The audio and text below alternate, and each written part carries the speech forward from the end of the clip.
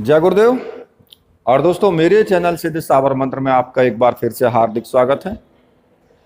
और देखिए, आज की वीडियो में मैं जो आपके सामने मैं वीडियो लेकर के आया हूं, उस वीडियो में मैं आपको बताऊंगा कि अगर कहीं चौराहे पर, किसी भी चौराहे पर आप गाड़ी लेकर के जा रहे हैं या फिर आप पैदल जा रहे हैं और उस चौराहे पर कोई सामग्री रखी हुई है जो कि टोटका हो सकता है। ऐसा कोई जरूरी नहीं होता कि सभी रखी हुई सामग्री टोटका ही होती हैं। कभी कभी क्या होता है कि कोई चीज किसी के रास्ते में चलते वक्त भी गिर जाती है, ऐसा भी हो जाता है। लेकिन अक्सर वो एक ही सामग्री होगी जो गिरेगी, लेकिन जो टोटका होगा या उतारा होगा और जो चौराहे पर रखा हुआ होगा, उस उतारे या टोटके में कई सामग्री होती हैं। पान के पत्ते भी हो सकते हैं, लौंग, इलायची, सुपारी, और प्रसाद भी हो सकता है, फूल भी हो सकते हैं। तो ऐसे टोटकों में कई तरह की सामग्री इकट्ठी होती हैं और वो चौराहे पर रखी होती हैं।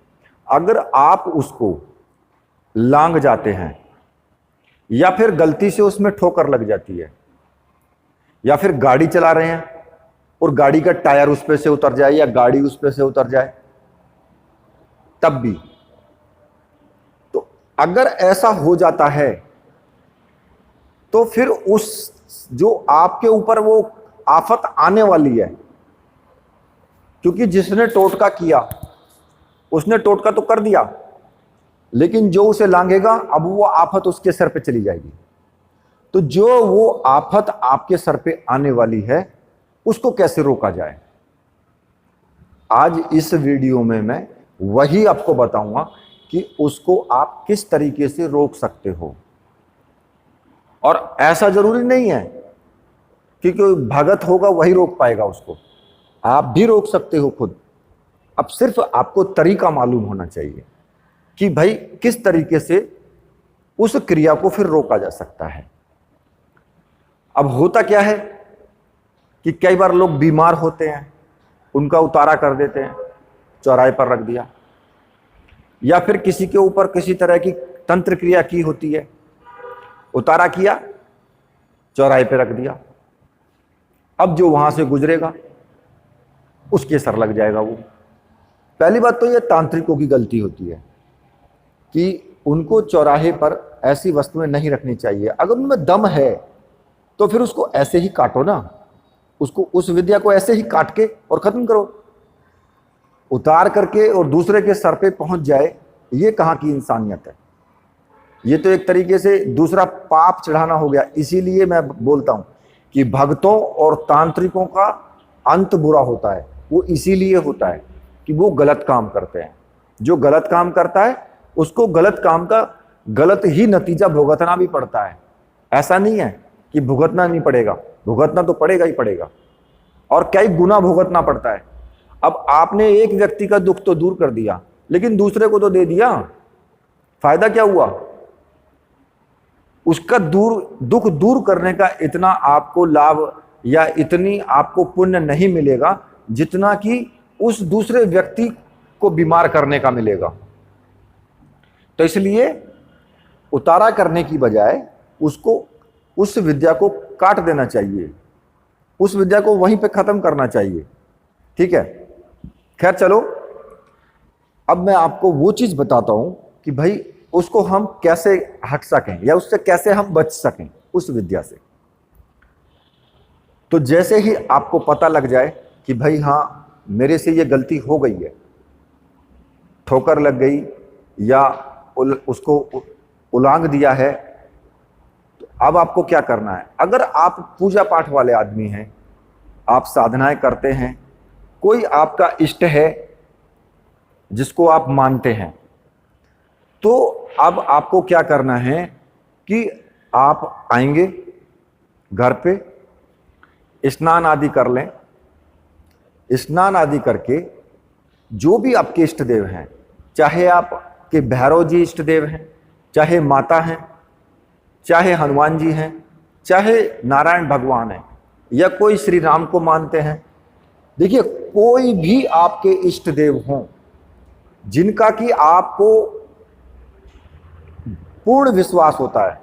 एक देव ऐसे होते हैं मन में बसे हुए कि कोई तो कृष्णा को ही मानता है, वो कृष्ण का ही भक्त है, और कोई हनुमान जी का भक्त है। वो तो अपनी अपनी श्रद्धा है कि भाई वो हनुमान जी को मानता है या वो किसी दूसरे को मानता है। लेकिन जिसको भी मानते हो और जिनका मतलब अपने हृदय में पूर्ण विश्वास है, जिनके प्रति श्रद्धा है, पूर्ण भाव है, उन्हीं का मंत्र जाप होना चाहिए फिर। ठीक है, तो आपको क्या करना है, आप स्नान आदि करके और आप आसन लगा करके बैठ जाएं। आसन आप रोजमर्रा का ले सकते हैं, जिस आसन का आप यूज करते हैं। अपने पूजा घर में ही बैठ जाएं।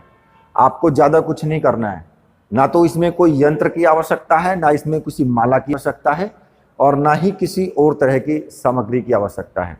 केवल एक दीपक जला लें, एक दीपक रखें और सुगंधित अगरबत्ती या धूप बत्ती जो भी आपके पास है वो जला लें, फूल रख लें। ठीक है, और एक चीज मैं आपको और बता देता हूं, एक नींबू रख लें। नींबू तो मार्केट में मिल जाता है, एक नींबू रख लें बस अपने वहीं पर। अब आपको क्या करना है कि जिस माला से भी आप जाप करते हो, या आपके पास माला है या नहीं है इससे मतलब नहीं है। अगर माला ना भी हो तब भी कोई बात नहीं है। ठीक है, तो उंगलियों पे ही कर लेना। अगर माला है, कोई सी भी माला है चलेगी। और जिस देव को भी आप मानते हैं उससे आपको प्रार्थना करनी है कि मुझसे गलती हो गई है, ये मैं इस गलती की क्षमा याचना करता हूं, लेकिन इसके जो भी दुष्प्रभाव हैं वो दुष्प्रभाव मेरे ऊपर नहीं आने चाहिए, उनका निवारण आप कीजिए। ठीक है, अब आपको मंत्र जाप शुरू कर देना है और 11 माला मंत्र जाप आपको लगातार करना है। 11 माला का जाप आपको जरूर करना है। जब आपका 11 माला का जाप पूरा हो जाए तो जो नींबू आपने रखा है उस नींबू को अपने सर के ऊपर से बैठे बैठे ही उस नींबू को उठाएं और अपने सर के ऊपर से क्लॉकवाइज घुमाना है आपको। जैसे कि सीधे हाथ से इस तरीके से आपको उतारा 7 बार करना है। अपना 7 बार अपने सर के ऊपर से नींबू को घुमाना है। अब वो आप कैसे भी घुमा लेना, चाहे उल्टा घुमाओ या सीधा घुमाओ, बात बराबर है। ऐसा कोई जरूरी नहीं है कि उल्टा घुमाना है या सीधा घुमाना है, किसी भी तरीके से घुमा सकते हो। 7 बार आपको घुमाना है। वो एक चाकू अपने पास रखें जरूर। ठीक है, जब आप साधना करने बैठे तो एक चाकू बराबर में रख लें। चाकू थोड़ा तेज होना चाहिए। जब आप 7 बार उसको घुमा लेंगे, वहां से आपको उठना है। फिर आपको अपने आसन से उठना है, सीधा घर के दरवाजे पर आना है, जो मेन गेट होता है आपका। उस मेन गेट पे आएंगे और गेट के बीचों बीच आपको बैठना है। बाहर की तरफ मुंह होना चाहिए आपका, अपने गेट की तरफ नहीं होना चाहिए, बाहर की तरफ आपका मुख होना चाहिए।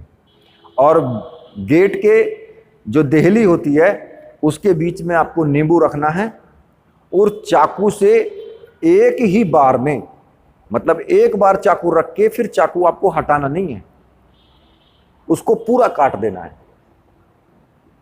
चाकू हटना नहीं चाहिए। एक बार चाकू नींबू के ऊपर रखने के बाद पूरा उसको काट करके ही चाकू हटना है फिर। ठीक है, बीच में चाकू नहीं हटाना है।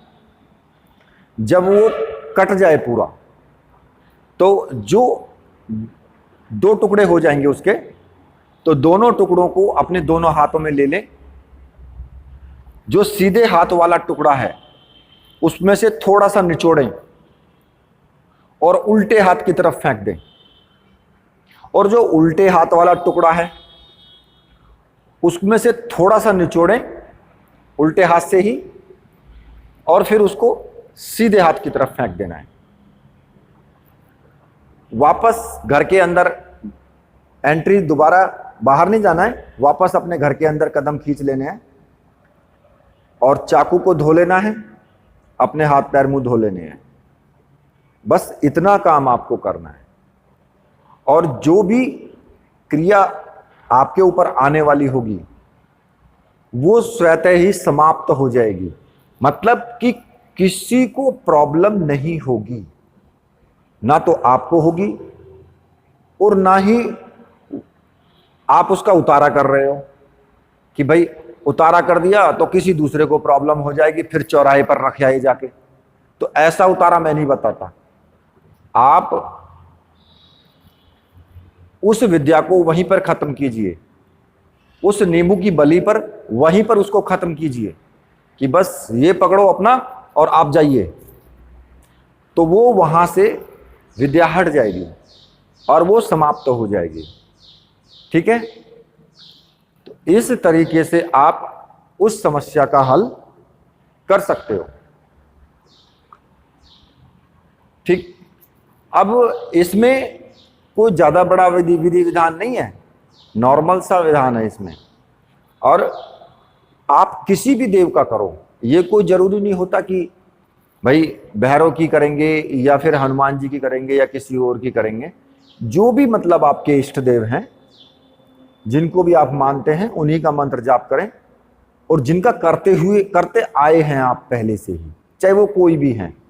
देखिए, भूत प्रेत का तो करते हैं तो नहीं चलेगा, सीधी सी बात है। भूत प्रेत जिन्न इनका नहीं चलेगा, क्योंकि इनमें इतनी पावर नहीं होती है कि अगर माता काली है या भैरव हैं उस सामग्री के साथ में जिसमें आपकी ठोकर लगी है, तो इनमें इतनी हिम्मत नहीं होती है कि वो उनको हटा देंगे। ये तो खुद ही भाग जाएंगे वहां से। तो इसलिए जो देव हैं, मतलब कि देव तत्व हैं, उनकी जो साधना आप करते हैं उससे आप इसका समाधान कर सकते हैं। ठीक है, फिर इसी के साथ अब मैं वीडियो को यहीं पर समाप्त करता हूं। तो मेरे साथ बोलिए, बोलिए वीर बजरंगबली हनुमान जी महाराज की जय, बोलिए मेरे परमहंस गुरुदेव की जय।